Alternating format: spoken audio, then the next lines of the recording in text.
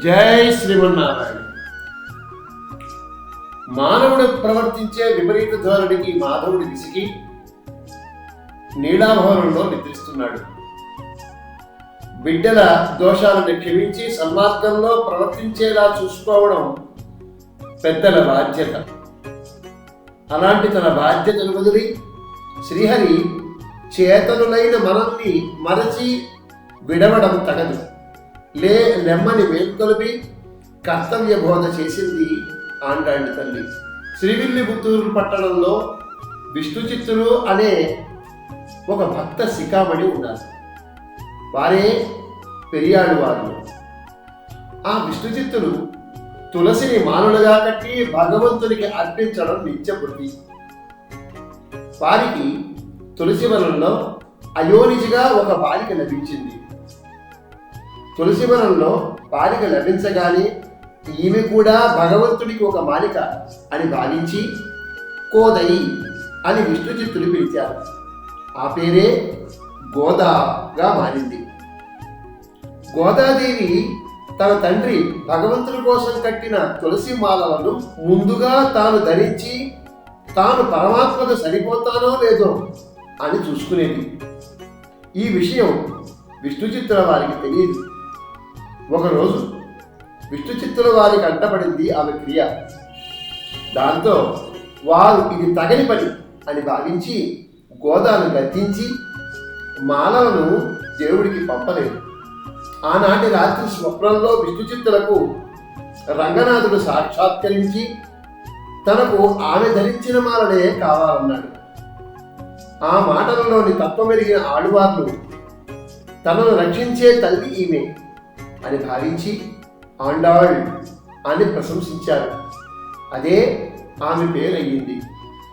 భగవంతుని పొందాలని పంతం పట్టి ఆనాడు రేపల్లెలో గోపికలందరూ శ్రీకృష్ణుడి కోసం చేసిన కాత్యాయని వ్రతాన్ని అనుకరిస్తూ 30 దినాలు ఈ గోదా ఒక వ్రతాన్ని ఆచరించింది. తన ఊరే గోకులంగా, తోటివారంతా గోపీజనంగా, రంగనాథుని మందిరము నందని భవనంగా తాను గోపెమ్మగా భావించి వ్రతాన్ని ఆచరించింది. శ్రీకృష్ణుడు ప్రసన్నుడై తన అభీష్టాలు నెరవేరుస్తానని సకల భోగాలు ప్రసాదిస్తానని అన్నాడు. గోదాదేవి భోగాలను పొందిన రోజే భోగి అయింది. అలనాడు రేపలలో వయసొచ్చిన ఆడపిల్లలు కంటపడితే శ్రీకృష్ణుడు వారిని ఏడిపిస్తూ ఆట పట్టిస్తున్నాడు అని ఊరి వారంతా గోపికలను దాచారు. వారి అదృష్ట భాగ్యమేనేమో అన్నట్లు ఆ సంవత్సరం అనావృష్టి ఏర్పడి జనజీవనం స్తంభించింది. పెద్దలను అడిగితే కన్నెపిల్లలు వ్రతం చేస్తే వానలొచ్చి అనావృష్టి తొలగుతుంది అన్నారు. అయితే ఈ వ్రతానికి ఒక నాయకుడు కావాలన్నారు. దాంతో గోపికలకు పట్టలేని ఆనందం వేసింది. వారంతా కృష్ణుడే మా నాయకుడు అని చెప్పారు.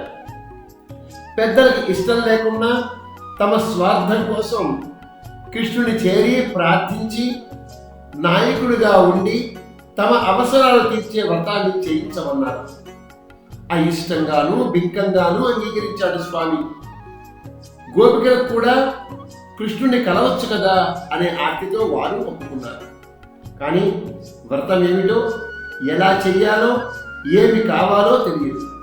కృష్ణుడు వారందరితో తెల్లవారుజామున తన భవనానికి వస్తే తగిన సంభారాలు అన్ని ఇస్తారని అందరూ కలిసి రమ్మని చెప్పి పంపించేశాడు.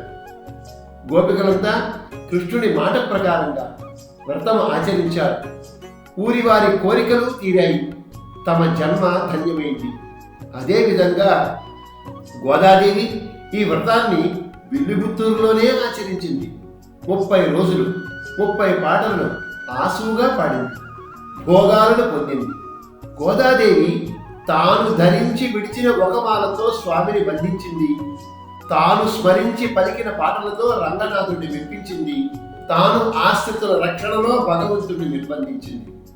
ఆ పాసురాల్ని ఒక్కొక్కటిగా అందుకుని గోదమ్మ వేసిన పాటను అనుసరిస్తూ తన వంటి యోగ్యతను మనకు ప్రసాదించమని ప్రార్థన చేద్దాం. అమ్మ పొందిన భోగి భోగాలను మనము పొందుదాం.